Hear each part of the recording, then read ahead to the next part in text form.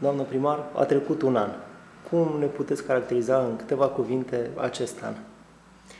Așa a trecut aproape un an, 24 iunie este ziua care va consfinți un an de la momentul în care am depus jurământul și am preluat activitatea executivului primăriei Aiud. Eu zic că a fost un an dens, în care ritmul activităților desfășurate de această instituție a fost altul. Atmosfera pe care am încercat să o instituim a fost cea de serviciu în slujba comunității, de practic schimbarea mentalității că această instituție este pentru că niște oameni trebuie să aibă și niște locuri de muncă. E absolut greșit. Primăria este, cred că, prima instituție din comunitate care trebuie să dea exemplu că deservește binele public. Aceasta a fost unul din punctele de la care am plecat construcția cu o organizație nouă, pentru că veneam într-o organizație cu care relaționasem doar în calitate de consilier local. Un an în care ne-am propus intervenții structurate, intervenții bazate pe o logică a progresului în ceea ce privește infrastructura municipiului, în care am atins și am rezolvat, am soluționat probleme care țineau de confortul nu numai al aiudeanului, ci și al celor care treceau prin Aiud. Și aici aș da exemplul traficului pe care am reușit să-l fluidizăm pe centrul municipiului Aiud prin amplasarea de semafoare și fluidizarea aceasta va continua. În paranteză fie spus, eu nu aștept autostrada ca să-mi rezolve problema traficului, a fluidizării traficului, ci consider că aiudenii merită un mod de viață liniștit, măcar din punct de vedere al traficului. Aiudul poate fi străbătut cu piciorul ușor, nu e o problemă legată de acest subiect, însă are o șosea națională care trece prin interiorul său, are un trafic greu pe zona Ecaterina Varga, care îi afectează la nodul de întâlnire cu Naționala fluxul de mașini care trec și atunci trebuie găsite soluții cât mai repede. Soluția semafoarelor se va completa cu încă alte câteva soluții. A fost completată cu soluția sensurilor unice în zona micro, de exemplu. Am propus încă un sens unic într-o zonă, n-a trecut în ședința trecută, dar voi reveni cu explicații mult mai aprofundate și cred că va fi obținut acordul și pentru acel sens unic și așa mai departe. Deci muncim și pe acest subiect. Dar cred că cel mai mult aiudenii își doresc o infrastructură civilizată, demnă de secolul în care trăiesc. Asta vreau să vă întreb, cu infrastructura, pentru că pe toată lumea doare infrastructura. Așa este.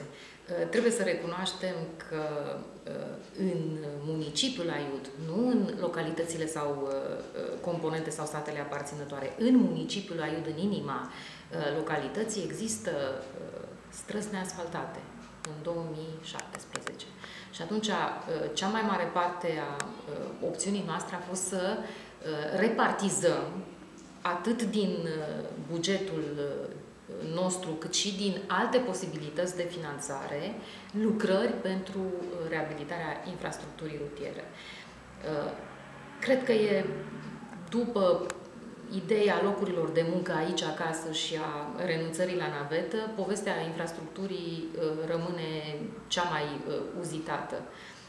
Pentru că dacă nu ai asfalt, cu siguranță va fi noroi atunci când plouă, așa cum vedem, tot mai neașteptat și cantități mari în intervale mici de timp. Praful, când nu plouă și este secetă, este absolut insuportabil și așa mai departe. Și atunci asta devine o problemă importantă. Cu toate acestea, o spun foarte deschis aiudenilor, nu se vor putea face toate dintr-o dată, lucrurile se fac pe rând și opțiunea pe care o avem este aceea de a trimite resursele noastre către investițiile care vor deservi unui număr cât mai mare de beneficiari. E adevărat că o străduță mică, așa cum a fost Eroilor, poate să pară că nu are un număr de beneficiari mare. Strada Eroilor, în primul rând, se cheamă Eroilor și duce către cimitirul eroilor și către o zonă înspre care respectul nostru trebuie să rămână constant, dar este și strada care duce către cimitirul unde nu, într-adevăr, nu morții beneficiază de asfalt, dar toți ceilalți care vor avea o înmormântare, care merg într-acolo, care își onorează înaintașii, mergând la cimitir, utilizează o străduță mică asfaltată care era veșnic în noroi. Deci, în mod sigur, numărul beneficiarilor este mult mai mare decât numărul locatarilor de pe stradă. Este foarte mare numărul beneficiarilor, aveți dreptate în această completare. Deci, infrastructura.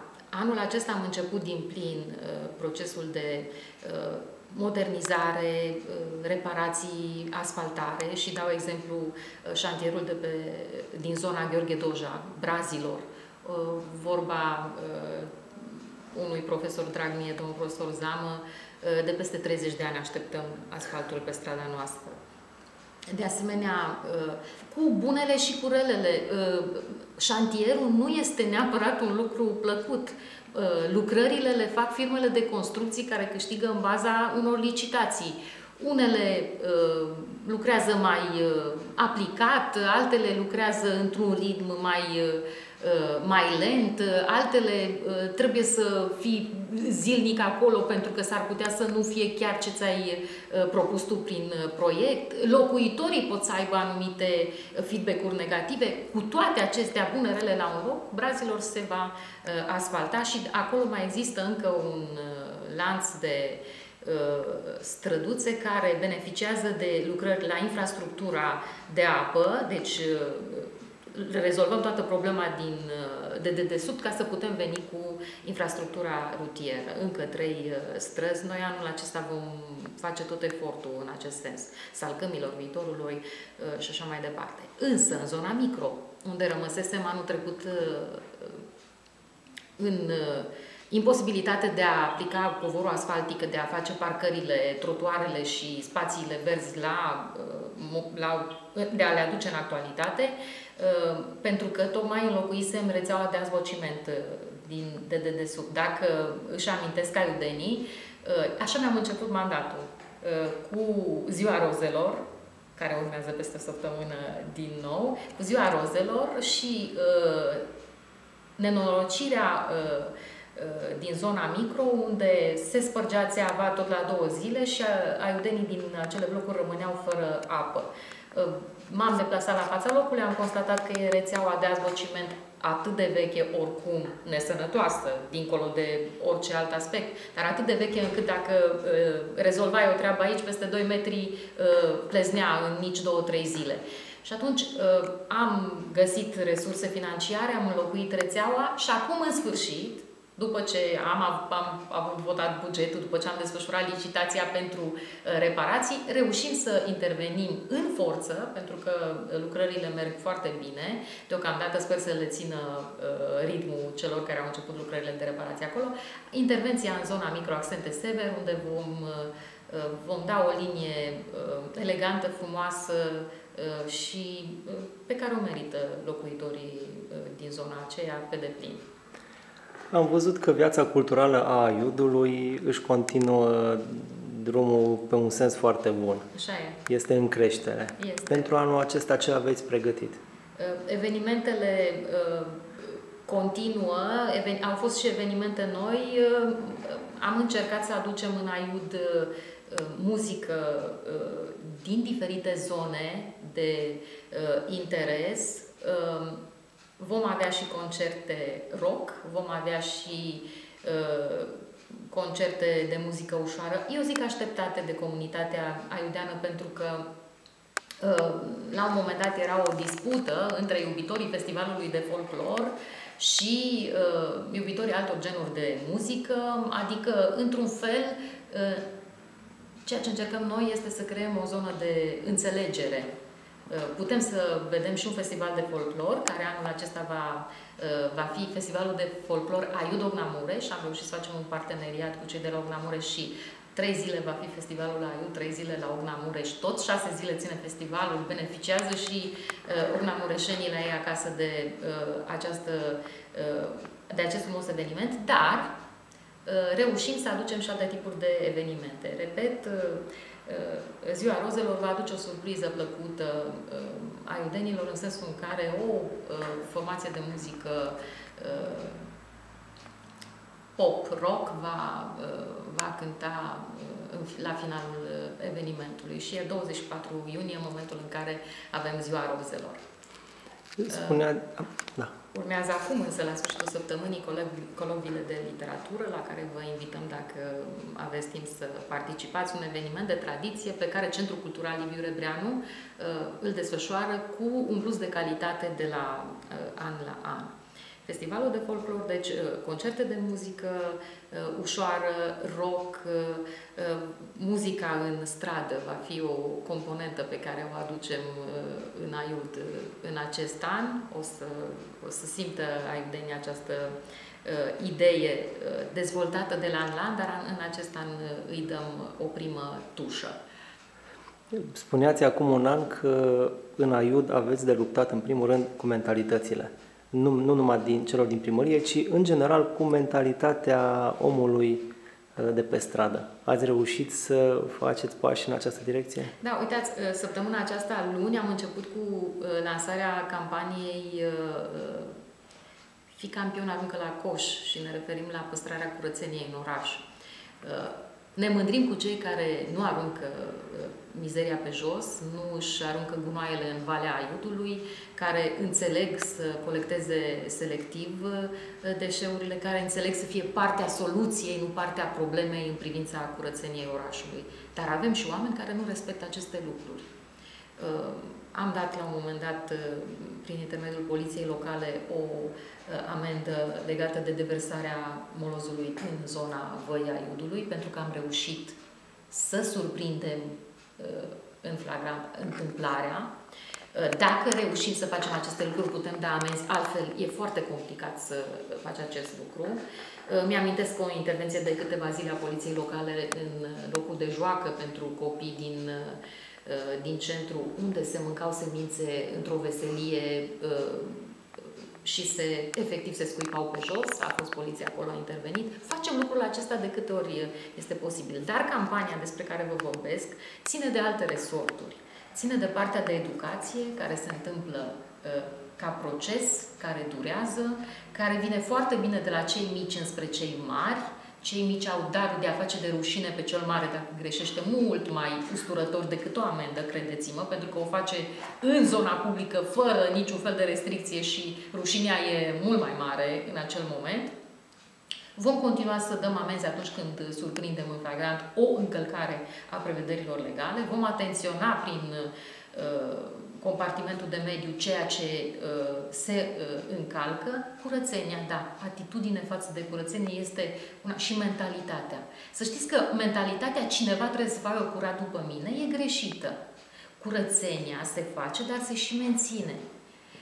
Îmi zicea cineva la un moment dat, bine, noi am suplimentat numărul de coșuri de gunoi de pe străzile din Aiud, continuăm procesul acesta pe întreg parcursul verii și așa mai departe, dar nu asta este problema. Problema este că dacă acasă termini o ciocolată în sufragerie, nu vei mototoli ambalajul și îl vei arunca pe jos, ci vei lăsa pe masă până când te vei duce acolo unde ai coșul, respectiv de regulă în bucătărie, și îl vei arunca la coș.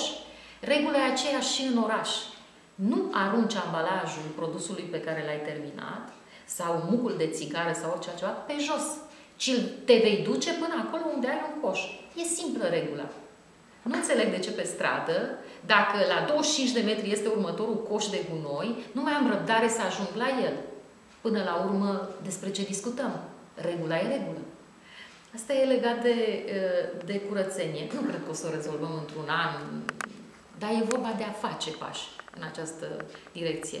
Și nu în ultimul rând vorbesc despre ideea voluntariatului în această zonă și mă bucur de acțiunea câteva sute de voluntari în primăvara acestui an, o primăvară în care atât Valea Aiudului cât și principalele parcuri și zone verzi din Aiud au fost ecologizate cu ajutorul voluntarilor elevi. Care sunt următorii pași pe care îi face primăria municipiului Aiud?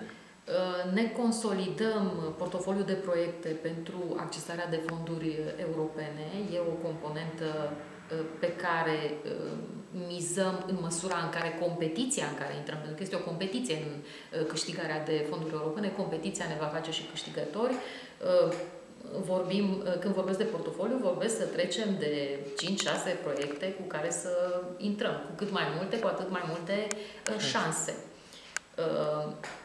De asemenea, în toată această zbatere ca Aiudul să arate componenta sa distinctă față de restul comunităților, ne concentrăm pe elementele care ne fac unici. Cetatea Aiudului este acel reper, și zic reper pentru că dacă ați sta în centrul orașului, în zona școlii Ovidiu Culea, ați vedea câte mașini se opresc doar pentru a face o poză cetății. Se opresc, lasă geamul jos, imortalizează imagini câte își doresc, după care pleacă. Unii se opresc și coboară, se uită cu atenție, dar foarte mulți păstrează acest cârâmpei de imagine. Cetatea este deci un element în jurul căruia ne vom concentra. Există posibilitatea intervenției și la biserica din interior, la biserica reformată, dar și pentru cele două turnuri ale cetății și zidurile, precum și trotuarele din jur. Istoria trebuie să vină în prezent și să ne dezvolte viitorul. Doamnă primar, vă mulțumim mult de tot și promitem că o să vizităm din nou peste o jumătate de an. Vă așteptăm cu drag oricând.